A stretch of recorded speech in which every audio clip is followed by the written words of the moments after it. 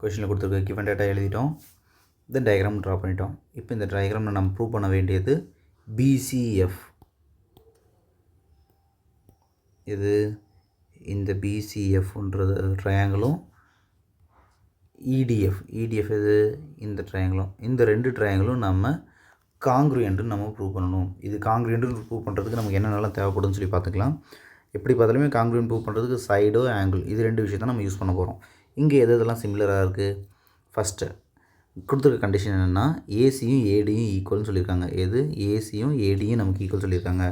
அப்போ a c equal to AD. அப்போ therefore triangle நமக்கு ACD must be a isosceles triangle. ஆமாவா?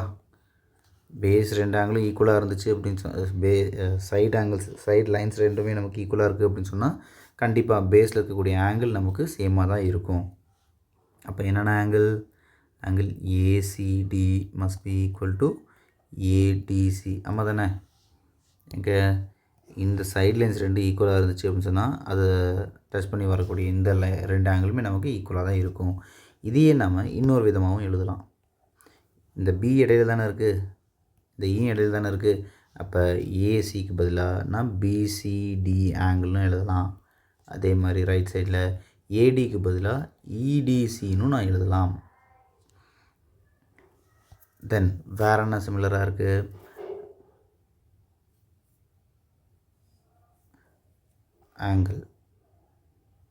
ஆங்கிள் எழுதிட்டோம். தென் கொஷின்லேயே கொடுத்துருக்காங்க பாருங்களேன், ஆங்கிள் சிபிடி, அதாவது இந்த ஆங்கிளும் நமக்கு ஈக்குவலும் கொடுத்துருக்காங்க. Angle CBD equal to angle DEC. அதே மாதிரி நம்ம ஃபஸ்ட்டு ஒரு 2 ட்ரையாங்கிள் தனியாக ட்ரா பண்ணிக்கலாம்.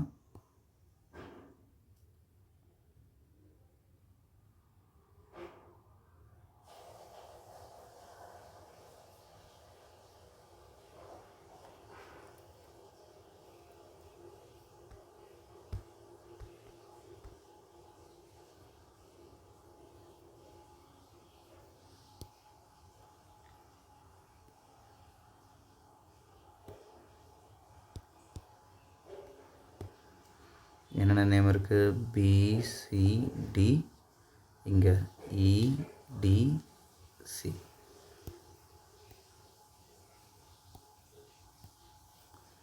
இந்த 2 விஷயத்தில் நமக்கு என்னென்ன இப்போ நம்ம ஈக்குவல்னு சொல்லி கண்டுபிடிச்சிருக்கிறோம். Angle BCD equal to DEC. இது பிசிடி நமக்கு இங்கே இருக்குது, மார்க் பண்ணிக்கலாமா? பிசிடியும் இடிசியும் நமக்கு ஈக்குவல்னு சொல்லியிருக்கிறோம். தென் வேறு என்ன சிமிலராக இருக்குது? கிவன் கண்டிஷன்லேயே நமக்கு இந்த ஒரு விஷயம் சொல்லியிருக்காங்க. அப்போ சிபிடியும் சிஇடியும் நமக்கு ஈக்குவல்னு சொல்லியிருக்கிறாங்க. தென் காமனாக இருக்கக்கூடியன்னு சொல்லி பார்த்தா நமக்கு இந்த 2 சிடின்ற லைன் நமக்கு காமனாக இருக்குது. அப்போ தேர்ஃபோர் 2 ட்ரையாங்கிள் கன்சிடர் பண்ணிக்கலாம்.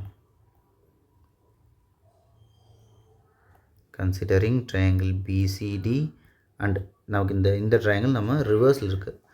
அப்போ அதே மாதிரி நம்ம எழுதிக்கலாம். இடிசி வரும். இசி நம்ம எழுத மாட்டோம், இடி தான். ஏன்னா சி இருக்க சைடு பார்த்துக்கலாம். ஆங்கிள் சி இங்கே நமக்கு லெஃப்ட் சைடில் இருக்குது. அப்போ டி ஆங்கிள் தான் நம்ம ஈக்குவல் சொல்லியிருக்காங்க.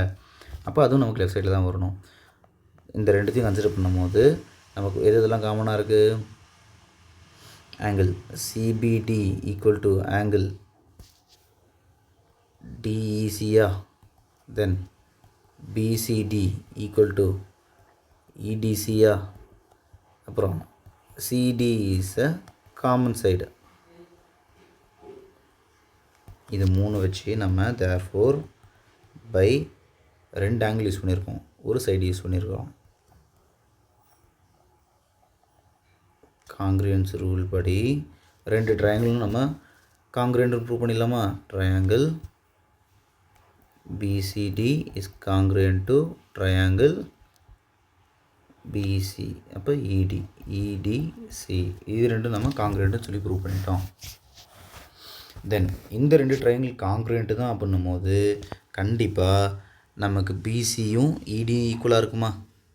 இது இது ரெண்டும் காங்க்ரூயன்ஸ் தான் நம்ம ப்ரூவ் பண்ணிட்டோம். ப்ரூவ் பண்ணதுக்கப்புறம் இந்த பிசி சைடும் இந்த இடி சைடும் நமக்கு ஈக்குவலாக தானே இருக்கும். அப்போ நெக்ஸ்ட்டு சின்ன ட்ரையாங்கிள் 2 எடுத்துக்கலாம். எது இருங்க ட்ரா பண்ணிக்கலாம். அவங்க ப்ரூவ் பண்ண சொல்லியிருந்தாங்கள்ல அதே ட்ரையாங்கிளை நம்ம கையோடு எடுத்துக்கலாம். இந்த ஷேப்பில் தான் இருக்குது. அதுவும் BCF EFD. இப்போ இதில் எதெல்லாம் சிமிலராக இருக்குன்னு சொல்லியிருக்காங்க கொஷின் படியே. கிவனில் இருக்குது பாருங்கள். இந்த ஆங்கிள் தென் இந்த ஆங்கிள் 2 ஆங்கிள் நமக்கு ஈக்குவல் சொல்லியிருக்காங்களா. Angle CBD equal to DEC சொல்லியிருக்காங்க தானே. அப்போ இங்கே மார்க் பண்ணிக்கலாம். நமக்கு மேலே இருக்க இந்த ஆங்கிளும் இங்கே இருக்க இந்த ஆங்கிளும் நமக்கு ஈக்குவல். தென் ஜஸ்ட்னும் இப்போ தான் நம்ம கண்டுபிடிச்சோம் 2 ட்ரையாங்கிளும் நம்ம காங்க்ரூயன்ட்டுன்னு சொல்லிட்டோம். 2 ட்ரையாங்கிளும் காங்க்ரூயன்ட்டு தான் போது அதோட சைட்ஸ் ஈக்குவலாக தானே இருக்கும் இங்கே இதில். அப்போ பிசியும் இடியும் நம்ம ஈக்குவல் சொன்னோமா. இது பிசியும் இடியும் நமக்கு ஈக்குவல். தென் இந்த கொடுத்துருக்க கொஷினே பார்க்கலாம். இந்த எஃப் பாயிண்டில் இந்த 2 ஆங்கிள் மேக்கர் இருக்கா. இது ரெண்டு நம்ம என்ன சொல்லுவோம், 2 இன்டர்செக்டிங் லைன்ஸில் ஆப்போசிட் வெர்டிக்கலி ஆப்போசிட் ஆங்கிள்ஸ் நம்ம ஈக்குவல் சொல்லுவோமா. அப்போ தேர்ஃபோர் இப்போ மறுபடியும் இந்த 2 சின்ன ட்ரையாங்கிள் எடுத்துக்கலாம். Considering triangle BCF and triangle EDF. இந்த 2 ட்ரையாங்கிள் நம்ம பார்க்கும்போது எதெல்லாம் சிமிலராக இருக்குது. BC equal to ED. ஏன்னா since BCD triangle is congruent to triangle EDC. இது ரெண்டும் நமக்கு காங்க்ரியன்ட் தான் போது அதோட சைட்ஸ் நமக்கு ஈக்குவலாக தான் இருக்கும். அப்போ பிசியும் இடியும் நம்ம ஈக்குவல்னு சொல்லிடலாம். எங்கே இருக்குது பிசியும் இடியும் நம்ம ஈக்குவல்ஸ் சொல்லிக்கலாம். தென் மேலே கிவன் கண்டிஷனில் இருக்குது பாருங்களேன், மார்க் பண்ணுறேன். கிவன் கண்டிஷனில் CBD இது CBD இந்த ஆங்கிளும் DEC இந்த ஆங்கிளும் நமக்கு ஈக்குவல். இது கிவன் கண்டிஷனில் இருக்குது. அதையும் ஒரு தடவை எழுதிக்கலாமா. ஆங்கிள் CBF நான் எழுதிக்கிறேன். அது ஸ்ட்ரெயிட் லைன் பாயிண்ட்டு தானே. அதே மாதிரி இங்கே DEF நான் எழுதிக்கிறேன். கிவன் கொடுத்துருக்கிறதே தானே. தென் வேறு என்ன காமனாக இருக்குது. அட் எஃப் பாயிண்டில் angle BFC is equal to EFDன்னு நான் எழுதுகிறேன். since they are vertically opposite angles.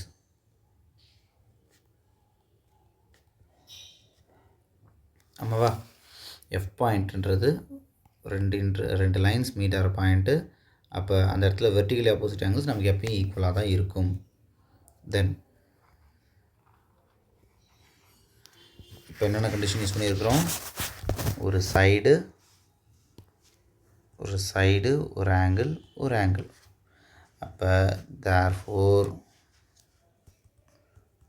By angle side angle congruence rule triangle BCF is congruent to triangle EDF. லாஸ்ட்டாக ஹென்ஸ் ரூல் முடிச்சுக்கலாம்.